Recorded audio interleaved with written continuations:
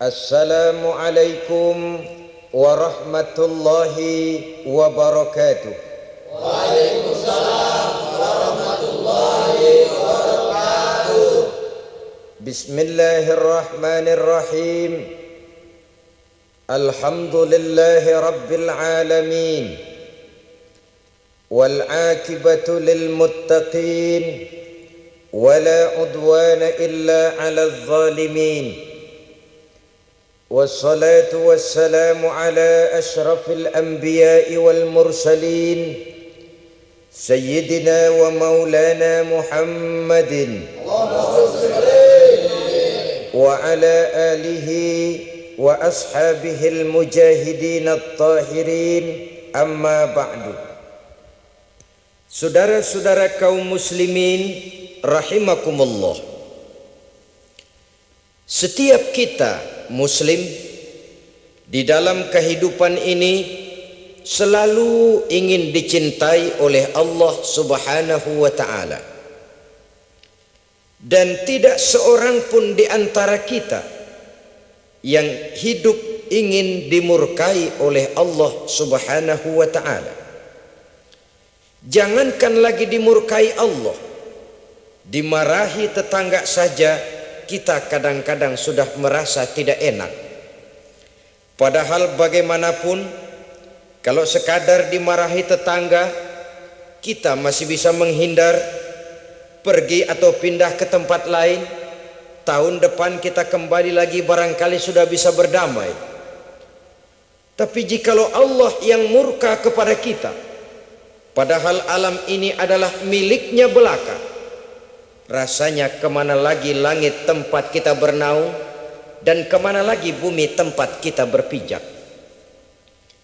Setiap orang ingin dicintai Allah, tapi tidak setiap orang mau melakukan perbuatan-perbuatan yang kalau dikerjakannya Allah akan cinta kepadanya. Dan setiap orang tidak ingin dimurkai Allah, tapi orang kadang-kadang tanpa sadar melakukan perbuatan-perbuatan yang justru dimurkai oleh Allah Subhanahu wa taala. Pada pertemuan kali ini ingin saya sampaikan kepada hadirin satu hadis qudsi di mana Allah Subhanahu wa taala berfirman melalui lisan Nabi besar Muhammad sallallahu alaihi wasallam, "Uhibbu thalathan wa hubbi li thalathin ashad." Aku cinta, kata Allah, kepada 3 macam golongan manusia, tapi aku lebih cinta lagi kepada yang 3 macam lagi. Jadi ada yang sekedar dicintai Allah, ada yang lebih lagi dicintai oleh Allah Subhanahu wa taala. Siapa mereka? Mari kita ikuti satu persatu isi daripada hadis qudsi ini. Yang pertama, uhibbu ahlas sakha. Aku cinta, kata Allah, kepada orang-orang yang pemurah. Aku cinta kepada orang-orang yang ringan tangan, mempunyai kepekaan sosial yang tinggi, gemar menolong orang yang memang memerlukan pertolongan. Aku cinta kepada orang-orang yang semacam itu. Saudara-saudara kaum muslimin rahimakumullah, di zaman sekarang ini, seiring dengan makin tajamnya persaingan hidup, makin tingginya tensi ekonomi, antara tenaga kerja yang masuk pasaran dengan lapangan kerja yang tersedia jauh dari memadai, gaya hidup orang semakin konsumtif, semakin individualis. Timbullah sikap hidup elu-elu, gua-gua. Kepekaan sosial mulai lentur dan luntur, tapi tidak terwujud di dalam kehidupan sehari-hari. Padahal agama mengajarkan Allah cinta kepada orang-orang yang bermurah tangan, gemar melakukan pertolongan, peka melihat penderitaan dan kesulitan orang lain. Adalah Allah melebihkan rezeki sebagian kita dari yang lain. Dimaksudkan untuk saling tolong menolong, bahu membahu dan bantu membantu. Sehingga dengan demikian, apa yang disabdakan Nabi dalam hadis, Ar-Rahimuna yarhamuhumur Rahman, irhamu ahlal ardi yarhamkum man fis sama. Orang-orang yang punya sifat belas kasih akan dikasihi oleh Allah Subhanahu wa ta'ala. Sayangi yang di permukaan bumi, nanti yang di langit akan sayang kepadamu, akan turun rahmahnya kepada kita bersama. Alangkah nikmatnya kehidupan ini, jikalau yang berkuasa menyayangi yang lemah lalu melindunginya, jikalau yang alim menyayangi yang awam lalu membimbingnya, jikalau yang kaya menyayangi yang miskin lalu mengulurkan tangan memberikan bantuannya, akan terciptalah rahmah dalam kehidupan.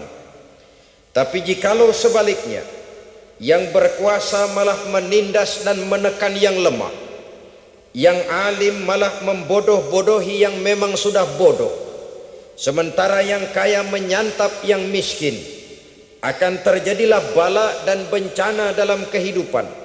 Bukan lagi rahmah yang turun, melainkan azab akan menimpa kita secara keseluruhan.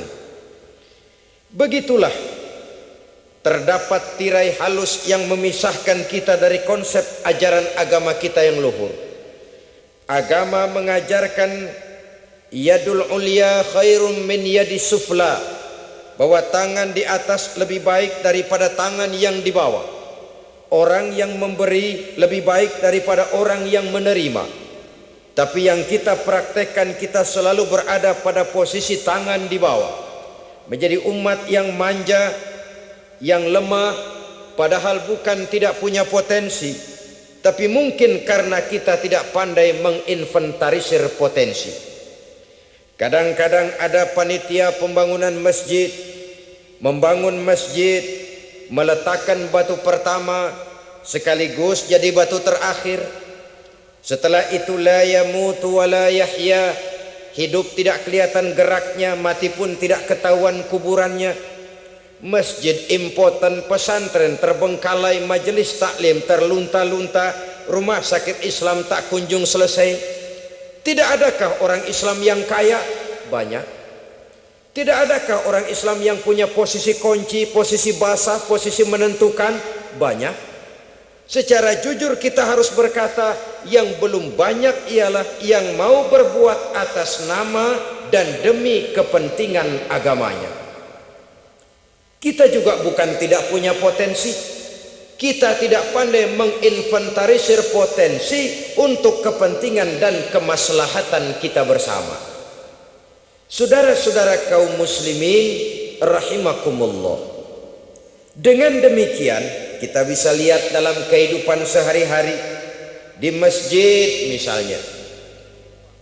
Itu kalau hari Jumat kadang-kadang kita sengaja mau berangkat sholat Jumat tidak bawa uang. Maka yang paling lancar di masjid kotak. Saudara boleh lihat kotak itu. Dari sudut ke sudut hampir tidak pernah macet, lancar betul jalannya. Sekali macet kelotak 50, 100. Wajar kalau masjid-masjid kita lalu impoten. Bagaimana akan mengadakan kegiatan kalau tidak ada dana? Oleh karena itu pada kesempatan ini saya ingin mengetuk, berbahagialah kita jikalau oleh Allah Subhanahu wa ta'ala diberikan kepercayaan berupa titipan, wa mal malu wal banuna illa wada'i', harta dan anak-anak tidak lain satu titipan dari Allah Subhanahu wa ta'ala, dan pada satu saat titipan itu akan diambil oleh yang empunya. Allah cinta kepada orang-orang yang pemurah. Allah akan memberikan balasan yang berlipat ganda. Kalau saudara bersedekah kepada anak yatim, bukan si yatim itu yang akan membalasnya. Kalau saudara membantu pembangunan masjid, bukan panitia masjid yang akan memberikan ganjarannya.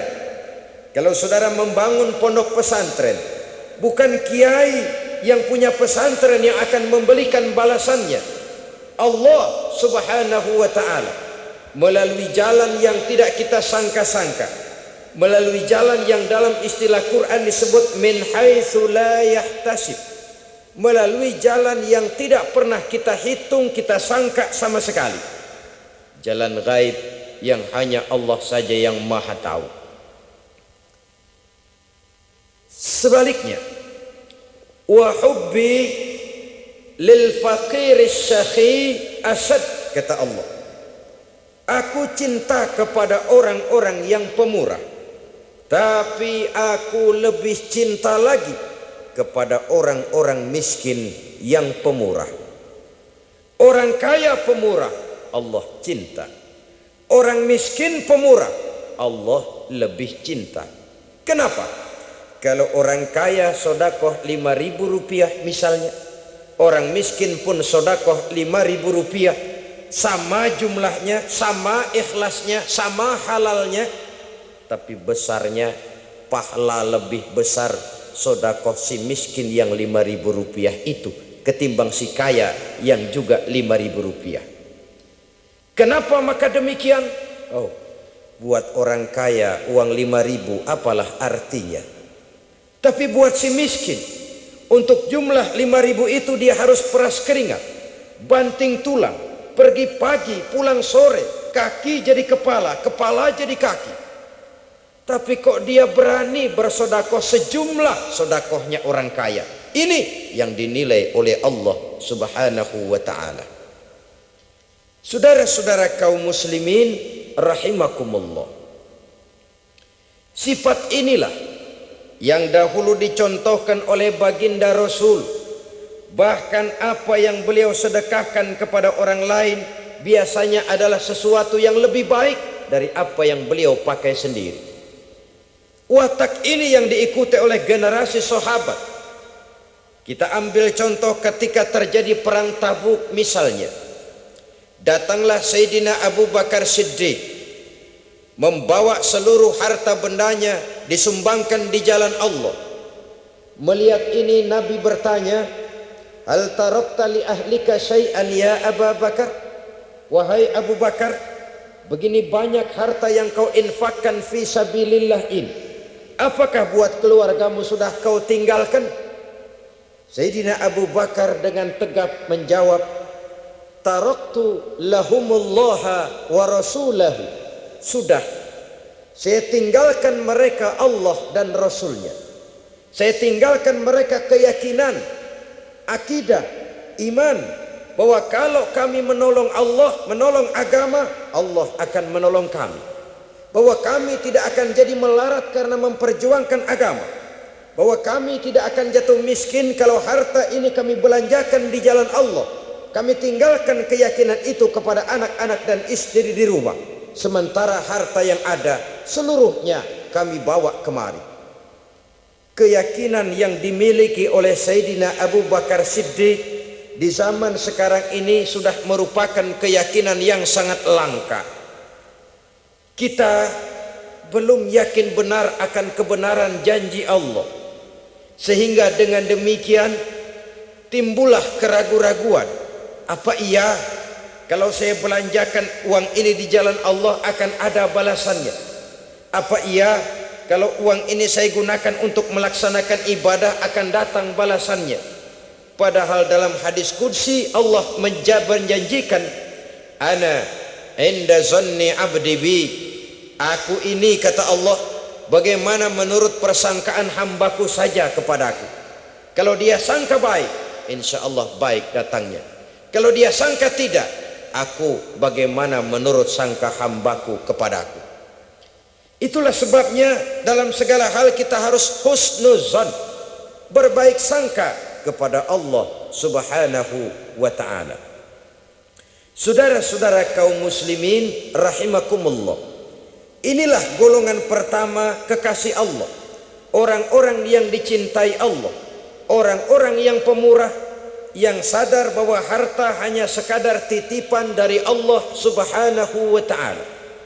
Dan harta menurut Nabi, apabila sudah kita belanjakan di jalan Allah, dia akan berkata, pertama, kuntu qalilatan fakassartani, jumlahku sebenarnya sedikit, tapi lantaran engkau sedekahkan aku, engkau belanjakan aku di jalan Allah, maka jumlahku jadi banyak.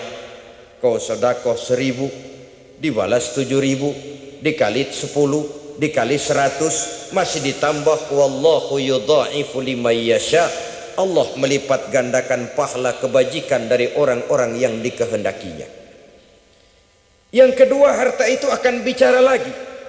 Kuntu faniyatan fa abqaitani, aku ini sebenarnya fana, tidak kekal, berubah, relatif dan temporer, sirna oleh pergeseran masa dan pertukaran waktu. Tapi lantaran engkau sedekahkan aku, engkau belanjakan aku di jalan Allah, maka nilaiku jadi kekal, akan mendampingi engkau sampai di hadratullah azza wa jalla di akhirat nanti. Jadi harta yang kita tumpuk-tumpuk, yang kita sangka akan mengekalkan kita sampai tidak akan miskin 7 keturunan, dengan segala macam cara kita tempuh, dia bukan harta yang kekal. Yang kekal yang kita belanjakan di jalan Allah Subhanahu wa ta'ala. Itu milik kita yang benar-benar akan kita nikmati. Yang ketiga, harta itu akan berkata lagi, kunta harisi fal ana sirtu harisaka, dahulu kamulah yang menjaga saya, tapi sekarang setelah saya sedekahkan, setelah engkau sedekahkan aku, setelah engkau belanjakan aku di jalan Allah, bukan engkau lagi yang jaga aku, kata si harta, akulah yang akan menjagamu. Di dunia orang yang rajin sedekah, sedekahnya itu menolak bala, terhindar dari segala bencana dan musibah. Sementara di akhirat, sedekahnya itu akan menjadi dinding yang menjaga dia dari jilatan api neraka. Demikian harta yang sudah kita infakkan, kita belanjakan, kita sedekahkan di jalan Allah itu akan menjadi pejangga kita. Sehingga Nabi menyatakan, inna sadaqatal mar'il muslim tazidu fil umri wa tadfa'u mitatas su'i. Sesungguhnya sedekahnya seorang mukmin dapat menambah umur panjang dan menyelamatkan seseorang dari mati secara su'ul khatimah. Marilah kita melihat bahwa agama ini memerlukan kita, bahwa umat ini mengharapkan pengorbanan kita.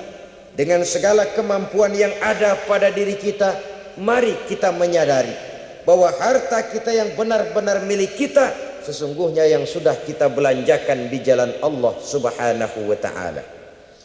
Saudara-saudara kaum muslimin rahimakumullah, inilah golongan pertama. Golongan yang kedua yang dicintai oleh Allah Subhanahu wa ta'ala, uhibbul mutawadhi'in, aku cinta, kata Allah, kepada orang-orang yang rendah hati, orang-orang yang membawa ilmu padi, makin berisi makin merunduk, makin di puncak makin sadar akan kelemahan dan keterbatasannya. Aku cinta kepada orang-orang yang rendah hati. Adalah satu sifat dari Rasulullah sallallahu alaihi wasallam yang diriwayatkan oleh Imam Abu Ja'far Al-Barzanji misalnya, dalam rawi Barzanjinya, wa kana sallallahu alaihi wasallam syadidal haya'i wat tawadhu, adalah Rasulullah sallallahu alaihi wasallam seorang yang sangat pemalu dan sangat rendah hati. Tawadhu, tidak melonjak menjadi angkuh dan sombong. Walaupun beliau adalah asyraful anbiya wal mursalin, nabi dan rasul termulia, imamul muttaqin, imamnya orang-orang yang bertakwa, rahmatan lil alamin, diutus sebagai rahmah bagi seluruh alam, tapi tawaduknya demikian luar biasa. Ketika beliau terusir dari Mekah, kita bisa membayangkan meninggalkan kampung halaman, meninggalkan keluarga yang berbeda akidah, hijrah ke Madinah. Tapi pada lain kesempatan, ketika beliau dengan bala tentaranya masuk ke kota Mekah, dan orang-orang kafir Quraisy yang kita kenal dalam peristiwa Fathu Makkah itu, gentar hati mereka, sembunyi di dalam rumahnya masing-masing. Mereka masih ingat beberapa tahun yang silam, dikala Nabi Muhammad dan para sahabatnya dikejar-kejar, terusir dari Mekah, hijrah ke Madinah. Sekarang Rasul kembali ke Mekah dengan segala keperkasaan bala tentaranya. Mereka berpikir, andai kata Muhammad mau saja membalas dendam, habis kita ini, habis, tidak akan tersisa. Dahulu dia kita caci maki, dahulu dia kita usir, dahulu dia kita kejar-kejar untuk kita bunuh. Sekarang kita tidak berdaya. Muhammad dengan perkasa, dengan bala tentaranya yang gagah sekarang masuk ke kota Mekah. Apa yang harus kita lakukan? Mereka menunggu dan menunggu, dan Nabi dengan gagah masuk ke kota Mekah bersama bala tentaranya. Apa ucapan yang pertama beliau lontarkan? Pembalasan dendam? Tidak. Mencari orang-orang yang dulu mengejar, memusuhi, mengancam akan membunuhnya? Tidak. Beliau tidak teriak-teriak, mana itu Abu Jahal, mana itu Abu Lahab, mana itu Abu Sufyan, mana itu dulu orang-orang yang memusuhi saya dan sahabat saya, ayo keluar kalau berani, ha? Tidak. Pidato ucapan pertama yang keluar dari bibir yang mulia itu sungguh di luar perkiraan kufar Quraisy. Apa jawab Nabi? Pidato Nabi, al-yauma yaumul marhamah. Tuan-tuan para Quraisy, tidak usah khawatir. Hari ini adalah hari yang penuh kasih sayang. Saya masuk ke kota Mekah semata-mata untuk menunaikan ibadah. Tidak akan ada balas dendam, tidak akan ada pertumpahan darah. Siapa yang masuk ke Masjidil Haram dia aman. Siapa yang masuk ke Masjidil Haram dia tenang, tidak akan diganggu barang sedikit pun. Bersih hatinya dari balas dendam. Tidak ada watak untuk menunjukkan kepongahan padahal beliau berada di puncak kejayaan. Tidak. Ini yang disebut syadidul haya wat tawadu. Sangat rendah hati. Tidak melonjak menjadi angkuh dan sombong lantaran keberhasilan yang pernah dicapainya. Uhibbul mutawadhi'in. Aku cinta kepada orang-orang yang rendah hati. Makin berkuasa, makin rendah hati. Makin berilmu, makin rendah hati. Makin kaya, makin tawadu. Wa hubbi lil ghaniyil mutawadhi asyad.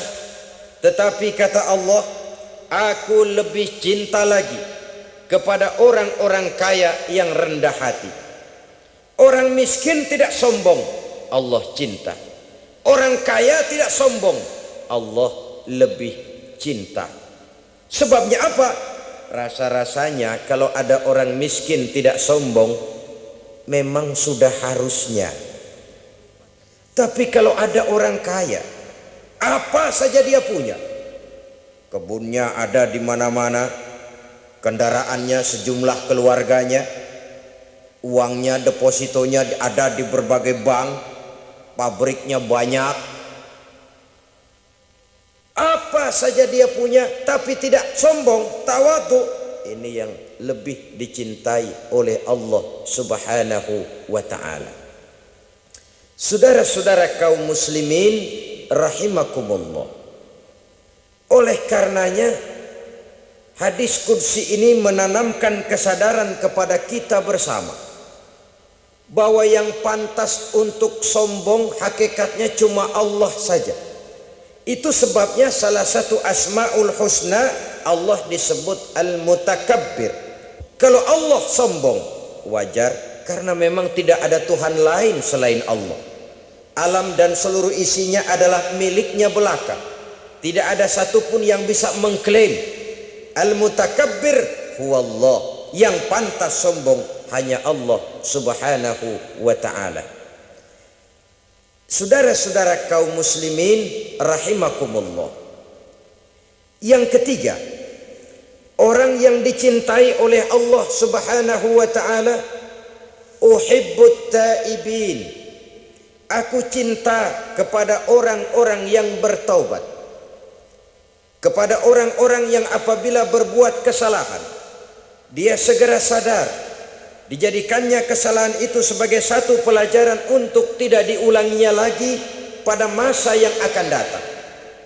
Adalah lebih baik kita mulai dari kertas yang kelabu, hitam sekalipun, kalau akhirnya akan menjadi lembaran-lembaran yang putih, ketimbang kita mulai dengan lembaran yang putih, kalau akan ditutup dengan lembaran-lembaran hitam noda yang tidak berhapus. Allah Subhanahu wa ta'ala Maha Pengampun, Pengasih dan Penyayang. Ia akan memaafkan segala perbuatan yang bersifat salah dari hamba-hambanya, asalkan tidak diulanginya lagi. Manusialah yang sering kejam, membiarkan dirinya larut dan hanyut diseret arus dosa. Ia sadar itu satu kesalahan, tapi tidak berupaya untuk menyelamatkan dirinya sendiri. Apakah itu berupa yang namanya judi, minuman keras, menipu orang lain, durhaka kepada kedua orang tua, jahat kepada tetangga, suka memfitnah orang lain. Dibiarkan dirinya hanyut di dalam lembah dosa tanpa upaya penyelamatan sama sekali. Atau kadang-kadang mengulur waktu, nanti saja udah tua-tuaan taubatnya, padahal waktu tidak pernah main-main.